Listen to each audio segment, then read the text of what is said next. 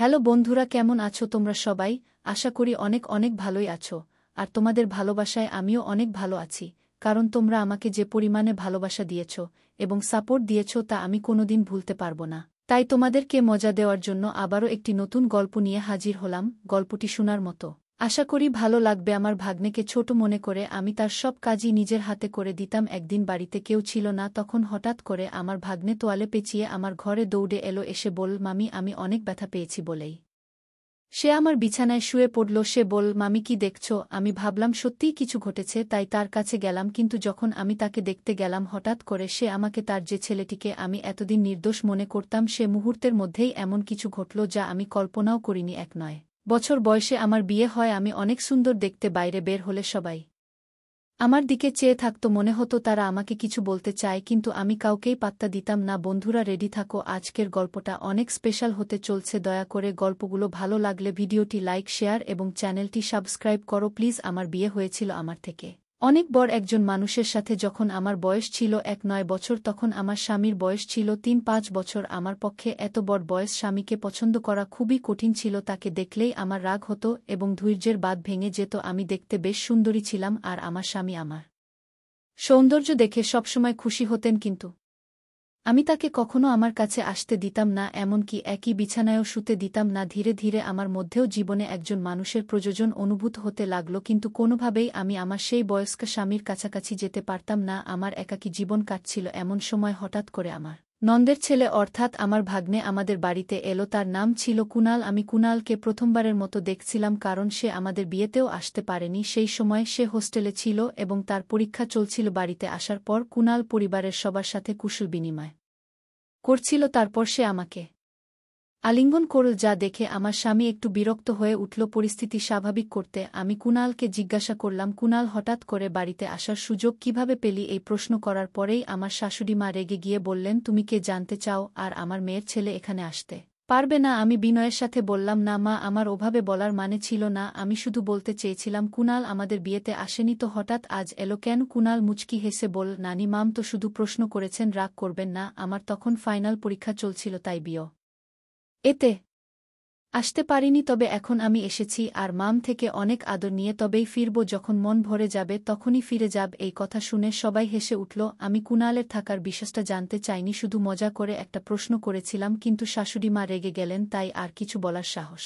পেলাম না। কিছুক্ষণ পর কুনাল ফ্রেশ হয়ে এলে শাশুড়ি মা আমাকে তার জন্য নাস্তা আনতে বললেন। নাস্তা নিয়ে যাচ্ছিলাম, হঠাৎ পা পিছলে প্লেট কুনালের উপর পড়ে গেল। নাস্তা তার পোশাকে পড়ায় শাশুড়ি মা চিৎকার করে বললেন, তাড়াতাড়ি তার পোশাক পরিষ্কার করো। তখন স্বামী বাড়িতে ছিলেন না। আমার স্বামী তখন বাজারের কাজে বাইরে গিয়েছিলেন। শাশুড়ি মায়ের বকুনি শুনে আমি ঘাবড়ে গিয়ে রান্নাঘর থেকে একটি কাপড় আনতে গেলাম। কাপড় পরিষ্কার করার আগে আবার জিজ্ঞাসা করলাম, মা, সত্যিই কি আমাকে কুনালের জামা পরিষ্কার করতে হবে? উত্তরের শাশুড়ি মা রেগে বললেন, আর কে করবে? ভুলটা তুমি করেছ, তাই তোমাকেই ঠিক করতে হবে। পুরো ব্যাপারটায় কুনাল চুপ ছিল, নিজের জামা পরিষ্কার করার চেষ্টা করেনি। জামা পরিষ্কার করতে গিয়ে আমি একটু অস্বস্তি বোধ করছিলাম। কুনাল নিজেই পরিষ্কার করতে পারত, কিন্তু সে দাঁড়িয়ে আমাকে কাজটা করতে বলল। আমার সংকোচ হচ্ছিল, আর সে মিষ্টি চোখে তাকিয়ে বলল, মামি, এখানে এভাবে পরিষ্কার করুন। ধীরে ধীরে নির্দেশনা দিল কিভাবে করতে হবে। ঠিক তখনই আমার স্বামী ফিরে এলেন এবং আমাকে এই কাজ করতে দেখে রেগে বললেন, তুমি এটা কেন করছো? তখন আমি তাকে সব খুলে বললাম, আমি ইচ্ছা করে এটা করছি না, শাশুড়ি মায়ের নির্দেশেই করছি। আমার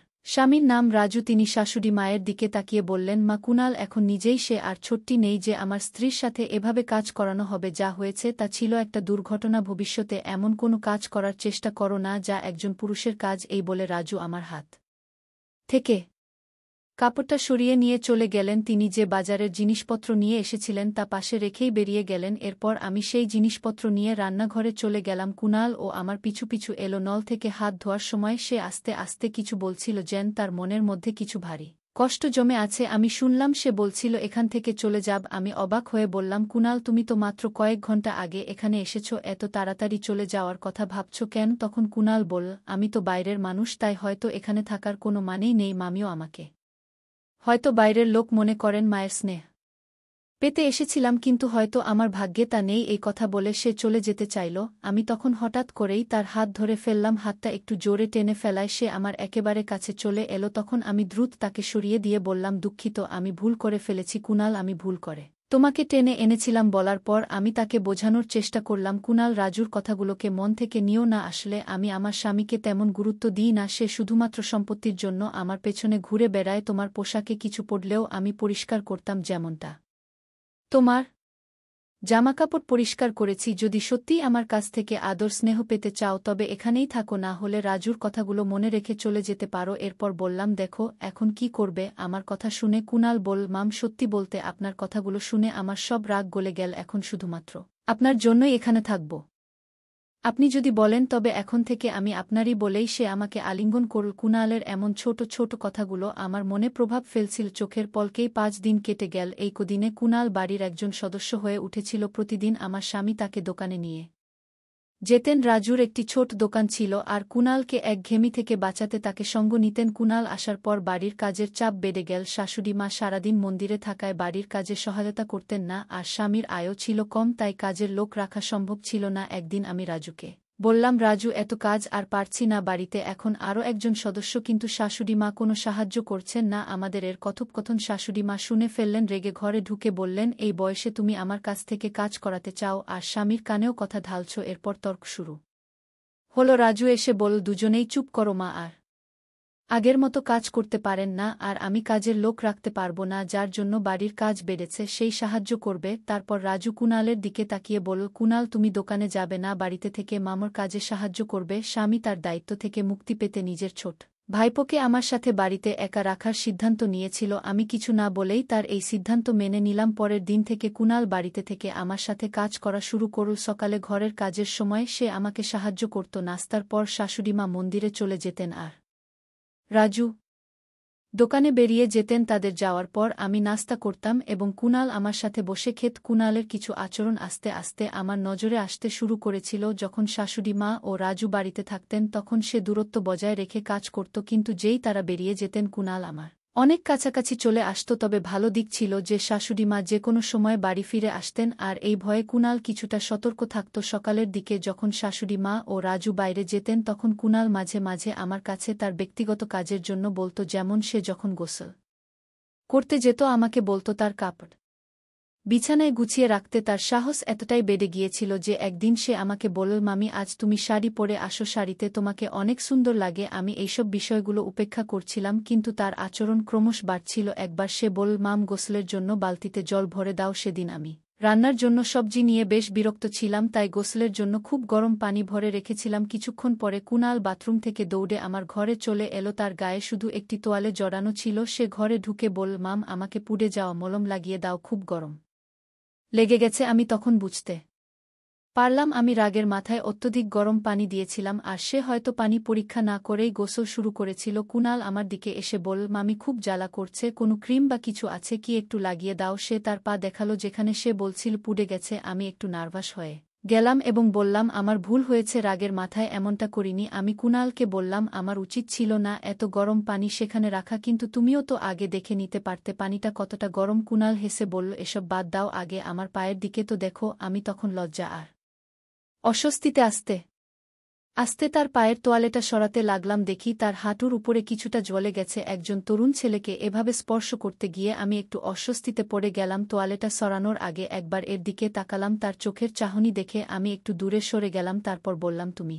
মিথ্যে অভিনয় করছো তাই না? কুনাল বল, মামি আমি জানতে চাইছিলাম তুমি রাগ থেকে এটা করেছ নাকি আমার জন্য চিন্তিত ছিলে। আমি তো শুধু তোমার সাথে একটু মজা করছিলাম। তার কথায় আমি রেগে গেলাম। হঠাৎ সে আমার হাত ধরে তার দিকে টেনে নিল আর চোখে চোখ রেখে বলল, মামি আমি তোমার কাছে কেমন? তার প্রশ্নটা অদ্ভুত লাগল। আমি বললাম, কুনাল এটা তুমি কি করছো? আমি তোমার মাম, এটা ভুলে যেও না। আমার হাত ছেড়ে দাও, না হলে আমি তোমার মামার কাছে অভিযোগ করব। কুনালের প্রতিক্রিয়া ছিল, মামা আমাকে এখান থেকে বের করতে পারবেন না। তার এই কথায় আমি আরও অবাক হয়ে গেলাম। এরপর সে আমাকে আরও কাছে টেনে নিল, এতটাই কাছে যে আমি নিজের স্বামীর সাথেও এতটা ঘনিষ্ঠতা কখনো অনুভব করিনি। কুনালের এমন আচরণে আমি কিছুটা দুর্বল হয়ে পড়ছিলাম। ঠিক তখনই বাইরে থেকে শাশুড়িমা জোরে ডাকে, বৌমা। সেই মুহূর্তে শাশুড়ি মায়ের কণ্ঠ আমার কাছে আশীর্বাদের মতো শোনালো, কারণ তার ডাকে আমি কুনালের হাত থেকে রেহাই পেলাম। শাশুড়িমা আসার পর কুনাল আমাকে ছেড়ে কিছুটা দূরে সরে গেল। রাতে আমি মনে মনে সিদ্ধান্ত নিয়েছিলাম যে এই বিষয়ে আমার স্বামী রাজুর সঙ্গে কথা বলব। শোয়ার আগে রাজু হঠাৎ বলল, তোমার তো এখন কাজের চাপ কিছুটা কমে গেছে তাই না? কুনাল তো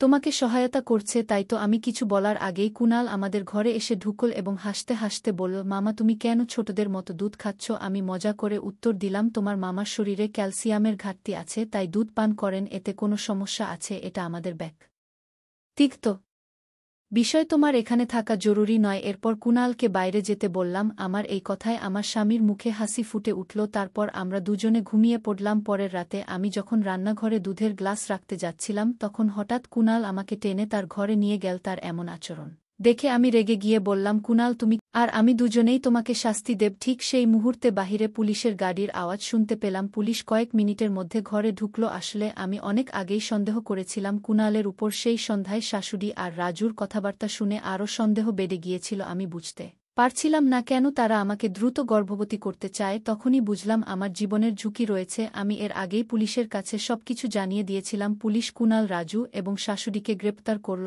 আমি তাদের সাথে আমাদের দোকানে গেলাম। দোকানে পৌঁছে আমরা তদন্ত শুরু করলাম এবং দেখলাম একটি মেয়ে ঘুমিয়ে রয়েছে, তার মুখ পুরোপুরি ঢেকে দেওয়া। যখন আমরা তার গাথে থেকে কম্বল সরালাম, তখনই আমার মাথা ঘুরে গেল, কারণ সে আর কেউ নয়, আমার নিজের বোন। চিকিৎসক জানালেন সে গভীর কোমায় রয়েছে। রাজু আমার বোনের স্বামী ছিল। বিয়ের কিছুদিন পরেই সে অভিযোগ করেছিল আমার বোন পালিয়ে গেছে। এতে পরিবারে বিশাল অশান্তি শুরু হয়। মানসম্মান বাঁচাতে রাজু বাবাকে আমাকে বিয়ে করতে বলে এবং বাধ্য হয়ে আমাকে বিয়ে করতে হয়। পুলিশের বয়ানে জানা গেল শাশুড়ি আমার বোনের উপর অত্যাচার করে বাবার সম্পত্তি দখল করতে চেয়েছিল। বোন নিজেকে রক্ষা করতে জানায় সে আসল মেয়ে নয়, সম্পত্তি আমার নামে। কিন্তু রাজুর অত্যাচারে সে কোমায় চলে যায়। রাজুর আসল উদ্দেশ্য ছিল আমার বাবার সম্পত্তি দখল করা। তার পরিকল্পনা ছিল আমার সঙ্গে বিয়ে করে আমাকে গর্ভবতী করা, যাতে আমি কিছুই করতে না পারি। এরপর আমার বাবার সম্পত্তি দখল করা সহজ হবে। এদিকে কুনাল, যে গ্রামের একজন সাধারণ ডাক্তার ছিল, তাকে বড় অঙ্কের টাকার লোভ দেখিয়ে আমার বোনের চিকিৎসার